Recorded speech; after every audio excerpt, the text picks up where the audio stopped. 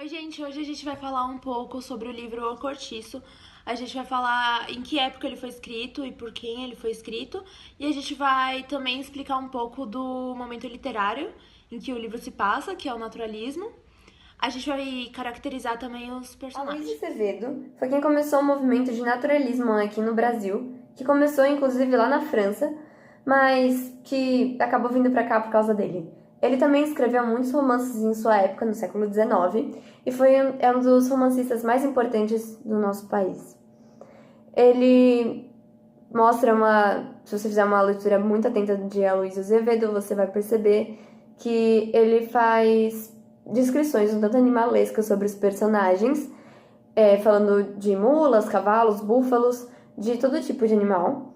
E são interpretações um tanto chocantes da parte dele sobre as pessoas, o que é por isso que se chama naturalismo.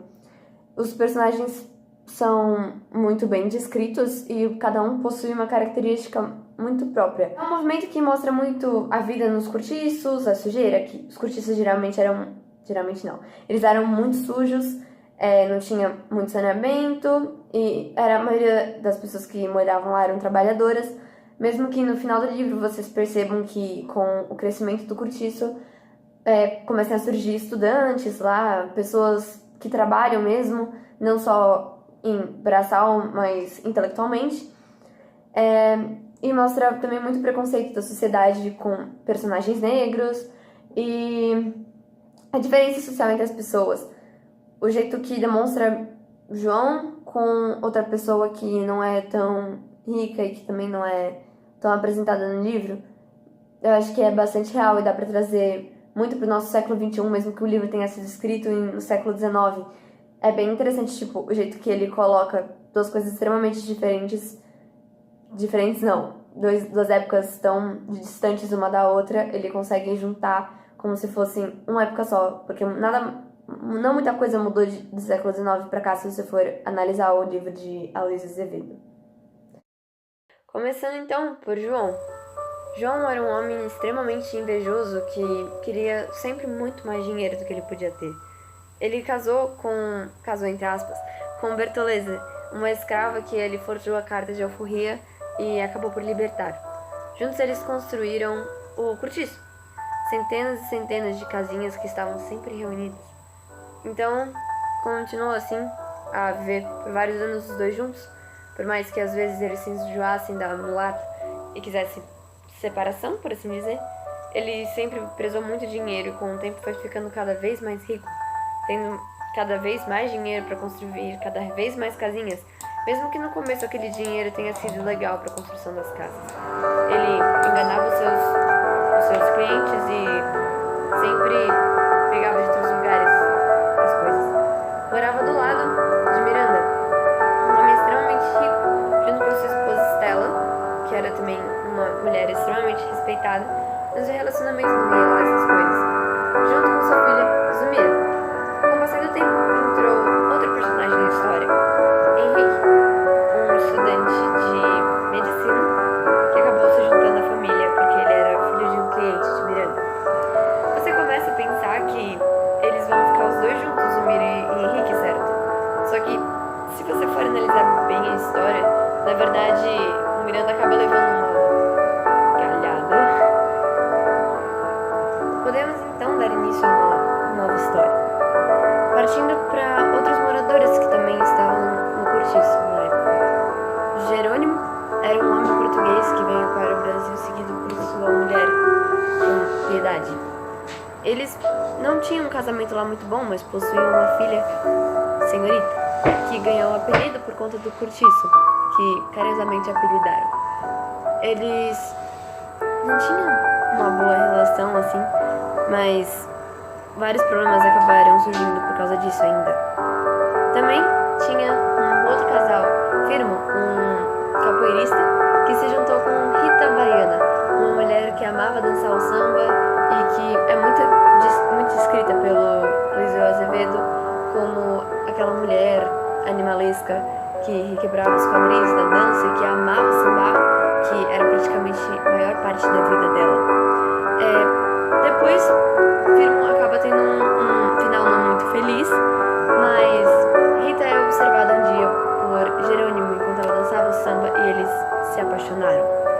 repentinamente, eu diria.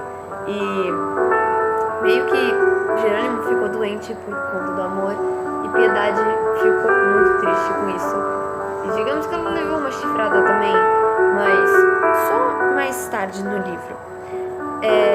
Também, Senhorita vai acabar tendo vários problemas por causa dessa história e vai dar muita confusão ainda. Mas temos então a história de Pombinha, uma menina que era muito inteligente, que escrevia cartas para os outros e era muito querida pelo cortiço. Ela queria muito se casar, mas ela não podia porque ela ainda não tinha tido a sua menarca, não tinha quebrado o prato. Então sua mãe Isabel não deixava que ela se casasse por mais que o marido já estivesse escolhido. Bom, num dos jantares mais conhecidos pelo cortiço, com samba, música e muita diversão, Leodina acabou convidando Pombinha e sua mãe Isabel para sua casa para um jantar. Bom, Leônia era uma mulher muito invejada pelas outras do cortiço. Mesmo sendo uma prostituta, ela usava roupas extravagantes e tinha luxos que a maioria das mulheres no cortiço não possuíam. Bom, então, durante esse jantar, a mãe de Pombinha acabou ficando um pouco malhada de vinho. Exatamente por esse motivo, ela teve um cochilo. A prostituta, então, acaba tendo a oportunidade de levar Pombinha para o seu quarto. E pode não ser uma situação tão comum e muito polêmica para a época que o livro foi escrito, inclusive até no século XXI, mas a moça acaba abusando sexualmente de Pombinha, o que a deixa ela extremamente triste, mas ela acaba no dia seguinte indo pro campo, ela não conversa com a mãe, ela não quer falar com ninguém, ela se sente extremamente envergonhada e ela acaba sonhando com uma borboleta, uma rosa vermelha e quando ela acorda no dia seguinte, pum, ela teve a sua menarca e quebrou o prato. Então ela corre feliz pra sua mãe, que tá toda feliz também, que finalmente aconteceu isso com a filha dela. E elas acabam. Ela acaba indo poder se casar e a história dela continuar a partir daí. Nós podemos ver que alguns personagens não têm um final tão feliz, como Firmo, Miranda, que assim como Piedade acabam com um chifre na cabeça. Mas também existem aqueles personagens que acabam possuindo um final extremamente legal, como é o caso, por exemplo, de João, que apesar de ser um péssimo homem, ele acaba enriquecendo e fazendo fortunas e constrói mais e mais casas e acaba superando o concorrente dele, os Cabeça de Gato, que é outro cortiço, mas mesmo tendo essa concorrência que acabaria com muitos dos personagens que a gente conhece na literatura hoje, fez ele mais forte e fez ele ir atrás dos sonhos dele, mesmo que fossem muito difíceis. A gente pode ver que alguns personagens, como por exemplo a Piedade, ficaram muito abalados com o que aconteceu e entraram na briaguez e não queriam falar mais nada. E o único consolo que ela tinha era a Senhorita, que era a filha dela. Mas às vezes nem isso era o suficiente, porque ela continuava a olhar a filha com um peso, tipo, como se ela fosse um recado que aquilo nunca mais voltasse do jeito que ela queria que fosse, e ela ainda tinha que proteger a filha, mesmo que a filha fosse grande o suficiente para cuidar dela mesma. Mas como toda mãe coruja, né? Ela tem que cuidar da filha dela do melhor que ela pode. E isso daí também é um dos pontos que eu acho muito marcantes no livro, esse amor que ela tem. E também muito amor pelo samba.